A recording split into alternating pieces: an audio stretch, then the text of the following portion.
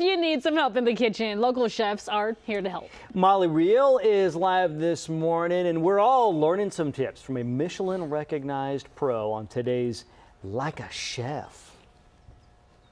Like a chef, that's right. We are spending the morning getting to learn how to think, how to shop, and how to cook like Chef Brad Cecchi here. He's the owner chef at Canon, Franquette, Cantina, Pedregal. And Chef Brad, you know, to know your food means knowing kind of hyper local. And for you, that's why we are out here in your garden instead of your kitchen for this little portion. Yeah. You grew up in the area. You love the Sacramento area. You love the agriculture here, and you do so much to promote the agriculture here. Yeah. You know, growing up here, we gardened. We were at the farmers markets. It was something that we took for granted. I took for granted before becoming a chef. And so, once I became a line cook and got to work with all the special ingredients, it took going somewhere else to realize how much of a gift we have. Yeah.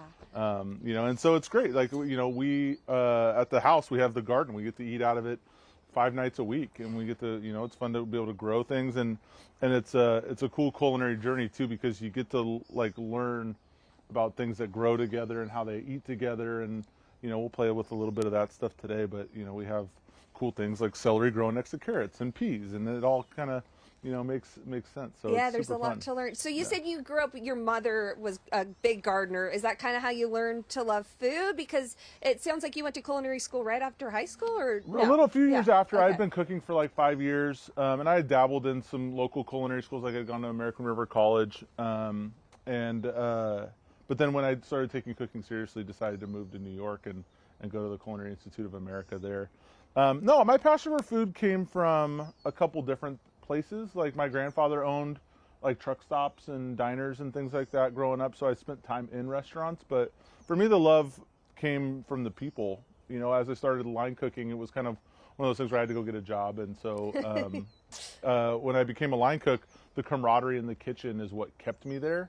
And then I learned the art of cooking through that journey. Okay. So it wasn't necessarily a family thing, although we had restaurants, but the love of the kind of the cuisine that I do is comes from working in restaurants. Yeah, well, let's harvest something, Yeah. right? You said we were going to roast carrots later today. today. We're going to do some carrots, I think, later, which these are Thumbelina carrots. So they're cute. They're Look supposed how to be adorable those are. little like this. Now, do you ever use the greens?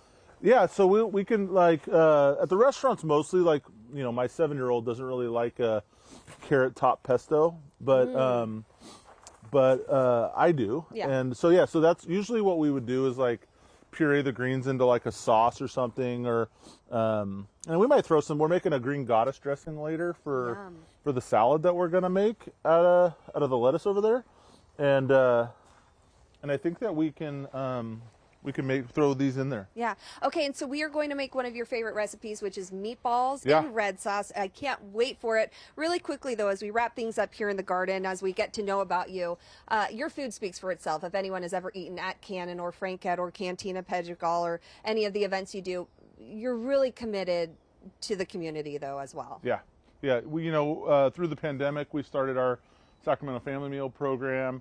You know, that evolved into the Great Plates Delivered program, and along with Patrick Mulvaney and myself and my business partner Clay, you know, we've run this program now for going on 5 years and fed a lot of people along the way. And, you know, and that's evolved into working towards a new organization called Food Frontier that really promotes Sacramento as a global destination for food in both traditional agriculture, but our restaurant scene, the hospitality that we offer in our city, and then also the innovation that's coming out of places like UC Davis and Yolo County and ag tech and biomanufacturing and all that stuff. So, you know, it's really easy for me to be proud of Sacramento because we do so much in this space, and it really does start to feel like it's special in the world.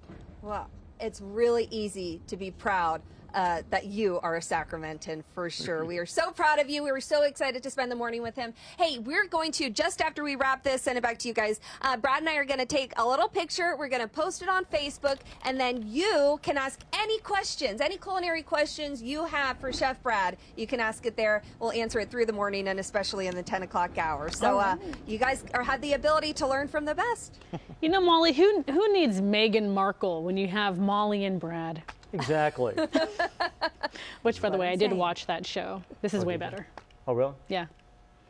I liked her better on Suits. Same. So I'm hanging out with Chef Brad Cecchi in his kitchen this morning, and he's telling me that last weekend he won this big chili cook-off competition, and he said, oh my gosh, who was it for? His daughter's swim team. Can you imagine? Michelin-recognized, owns 3 restaurants. Don't You have to go out me up like against that. him in a swim team chili They're all gonna hate me competition. now. Oh, just kidding. He's not sharing his chili recipe, no, that's top secret. But today he is sharing his meatball and red sauce recipe. And of course, to make a great recipe, you start with the right ingredients. So this portion of the morning, Chef Brad, we are talking about the ingredients. What are you mixing up right now? So any good meatball has kind of has to get tied together with some egg and some breadcrumbs and things like that. What I like to do is take all my cheese. So I have some Parmesan and ricotta here. And the egg. And so what I'll do is I'll mix all this together with the breadcrumb so that it kind of hydrates the breadcrumb and softens it up a little bit before we mix in all the meats. Yeah, I love that. And speaking of the meats, you've got 2 different kinds here. Talk about why and where you got them, what you look for when you get the meat. So, just at the grocery store, a lot of this came from like Whole Foods, from their meat section there. It's the store we have in our neighborhood. So this is just a store-bought bulk spicy Italian sausage. Okay. And then I like to use like a 73-27 or like a high-fat beef mix for the meatball, just because you have this breadcrumb in there to kind of hold on to that fat. The fat ends up kind of rendering out, but it makes for like a really fluffy meatball because you have to braise it in the tomato sauce for a long time and stuff like that. So I like to rehydrate the breadcrumbs a little bit, take the pork, and then we have our salt. 7327 is so specific, but I know that it's important. Where did you come up? What inspired this recipe, by the way? How long have you been making it? Do you make it for special occasions? So when I was the chef de cuisine at Grange in like 2008, we had like a weekly prefix that like certain days of the week had different items. And so on Mondays we did meatballs. And so this recipe has evolved a little bit over the years, but essentially that's kind of where it started was Meatball Mondays at Grange. Yeah, I like it because it makes 30 meatballs. So I'm guessing you can freeze some, or if you have a lot of people coming over. Right. Yeah. We kind of entertain in the neighborhood a little bit, so like it's nice to make, and like I'll make it in a crock pot and then just like make it in the night before or early in the morning, and then people come over in the afternoon, then it's just on the crock pot ready to go, and people can, you just hand them a meatball. Yeah. Okay, well, we're going to keep making these meatballs. By the way, we have posted a picture of the 2 of us to Facebook on the Good Days Facebook, where we say, hey, if you have any questions for Chef Brad, you can go ahead and ask them. We will be answering them in the 10 o'clock hour of the morning. He is obviously a wealth of knowledge. So if there's anything you want to know, just ask away. Maybe not everything. We might not answer everything. I won't answer it all, but yeah. And we'll continue cooking. So the recipe will also be posted online later this morning so that you too can cook Chef Brad's meatballs and red sauce. Molly, he can't see me, but if he wants to hand me a meatball, my hands are open. I'm waiting for... It's like communion over here. I will take one, yeah. I will take one. Molly, thank you. Thanks, Molly. We'll cook them first, John. Oh, yeah. That's exactly. right. 1/3. We're getting into the chef mentality and learning the tips from a kitchen pro today. Yeah, so let's get back over to Molly, who's in Fair Oaks, learning how to walk and talk and chop like a chef. Good morning, Malls. And scoop. Hey guys, yeah, so we're with Chef Brad Cecchi of Canon, Franquette, and Cantina Pedregal, Michelin-recognized chef. We have spent the morning in his garden and in his kitchen we're learning how to make meatballs and this is your own recipe. Yep. So let's just get right to it. Okay. I'm working on shaping the meatballs. You are? 2 ice cream scoops because you want it to be uniform, right? And I like a big meatball. Yeah. Just because it makes it feel a little bit more like a meal, and it's kind of like that real, like, there's a lot of reward to that, right? A lot of reward to it. And you're telling me, so first you want them to all be the same size so they cook evenly. You also, what's the key to like forming these? So I like to warm it up. So kind of see how you're working it in your hands right there, and it warms up the meat a little bit. It makes it more pliable because you want a really smooth outside surface like the one you got here. Because if you have any cracks in it, as they cook, because you're going to cook them for like 2 hours. Yeah. That if you have any cracks in it, they'll fall apart. So that's perfect, just like that. See, just like that. Okay, you have seared some. We're doing a little bit of TV magic. So you've already seared them, and you did it in not extra virgin olive oil, just olive oil. Right. So in the stores, you would see it as a pure olive oil.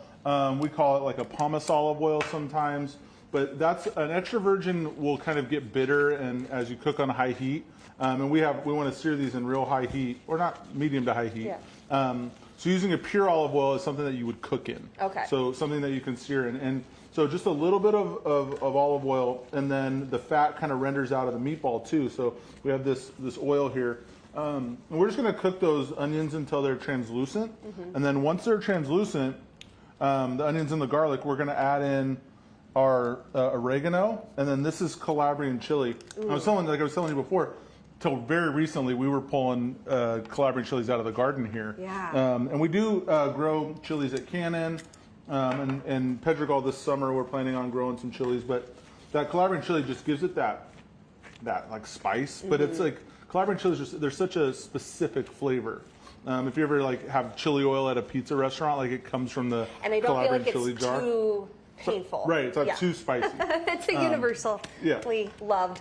And then the tomatoes, the canned tomatoes, there's a secret to picking out a good canned tomato. Yeah, so I really like these Bianca di Napoli. They're local. I mean, all canned tomatoes in the United States are pretty much from our backyard. Okay. So, depending on the brand, even from the grocery stores, like Safeway brand, whatever, like they're all grown regionally. These are just really high quality. Okay. They're really sweet, good acid. So, and I use the already like crushed, perfect, like pureed Easy tomato. peasy. So what you're going to do now, we're wrapping things up. You'll cook that down. You'll put the meatballs in, and then you'll cook them for a couple hours. Yep. So then they go back in here for a couple hours. And really, if you're like entertaining or something, you can do this in the morning and put it in a crock pot, and I'll leave them on the counter in a crock pot for most of the day. Perfect. And they're not going to go bad. Like they're going to keep cooking, and they're going to keep getting more, luxurious. Beautiful. He's also working on a salad and a dressing using the veggies and the herbs that we pulled from his garden earlier this morning. Hey, we're going to get cooking in the 10 o'clock hour. We're going to sit down and enjoy it, make you all jealous, but we're going to answer your questions at home. We have pictures posted on Facebook and Instagram where you can ask those questions. Lots of good ones coming in. And then the recipe will also be posted online later so that you can enjoy it in your home as well. Hey, Molly, I have a small request. If you don't mind having our new little chef Billy forming meatballs because it's entertaining and adorable, that would be lovely. Thank you. With little gloves. I know. I also have We'll work on that, a small request. Can you just bring back like half a dozen meatballs? Half a dozen. Yeah. Thank you, Molly. Thank you, For you. Molly. Thank you, Molly. In the kitchen this morning with Chef Brad. And are the meatballs done yet?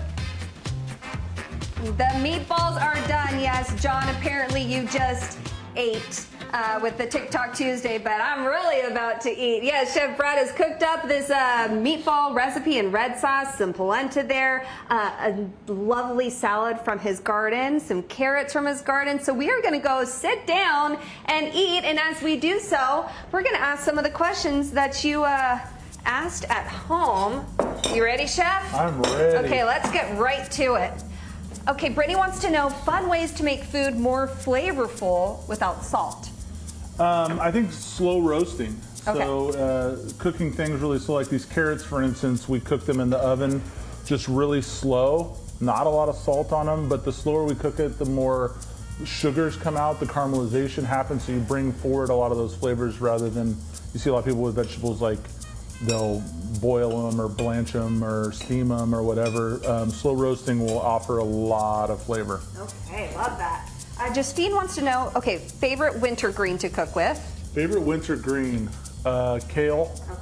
Swiss chard, and then like beet greens and turnip greens. That way you use the whole plant. Cause we got some beets here, but then we'll use the tops later to like cook in like a Tuscan bean soup or something that we'll eat around here. Love that. Favorite summer veggie to cook with? I'm a chili fanatic, so I grow a lot of chilies in the garden, all different kinds, but I like to make my own hot sauces and things like that, and you know, it's really a lot of fun. It's an easy plant to grow. Beautiful. And she asked what was your go-to recipe with summer, so that would be the hot sauce.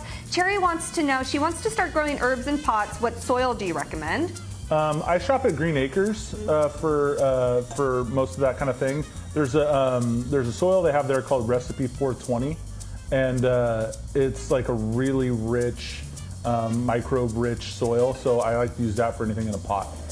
Okay. What should she not grow together when it comes to herbs? You want to keep mint in its own pot because it'll take over everything else. You also dill is another one that you kind of want to keep separate.